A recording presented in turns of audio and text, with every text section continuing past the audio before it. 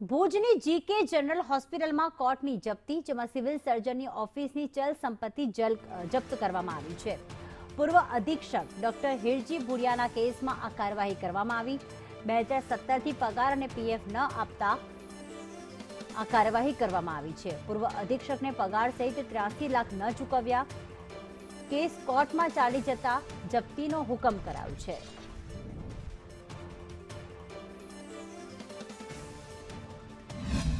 મારા પગારો જે ચડત પગારો હતા એ ગવર્મેન્ટે મને પે કર્યા નથી, તો એના માટે અમે કોર્ટની અંદર અપીલ કરી હતી અને કોર્ટની એ અપીલ અમે જીત્યા હતા। પરંતુ એ જીત્યા પછી પણ 2017થી ગવર્મેન્ટના કર્મચારીઓ અને જીકે જનરલ હોસ્પિટલના કર્મચારીઓએ આગળ કોઈ પ્રોસિજર કરી નથી કે અમને કોઈ પેમેન્ટ પાછા કર્યા નથી। એટલે કોર્ટના હુકમની અમલવારી થઈ નહીં, એના માટે અમે તામીલ કરેલી અને એના માટે કોર્ટે અમને હુકમ આપ્યો કે આ જપ્તી વોરંટ છે એ બેલીફ થ્રુ કરવાનું અને સિવિલ સર્જનની ઓફિસની બધી જ જે જંગમ મિલકત છે એને અમે જપ્ત કરીએ, એનું ઓક્શન કરીએ।